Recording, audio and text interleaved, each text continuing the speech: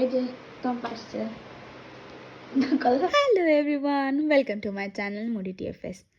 আজকের সকালটা স্টার্ট হলো মার ভাইফোঁটার গিফট দিয়ে।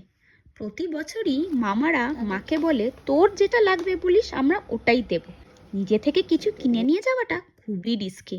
তাই অনেক দিন ধরেই মা আমার কাছে চাইছিল একটা ভালো ক্রিম। তাই আমি অনেক ঘেটে সব রিভিউ দেখে মাকে বললাম এই dot and key night reset retinol plus ceramide night ক্রিমটা নাও।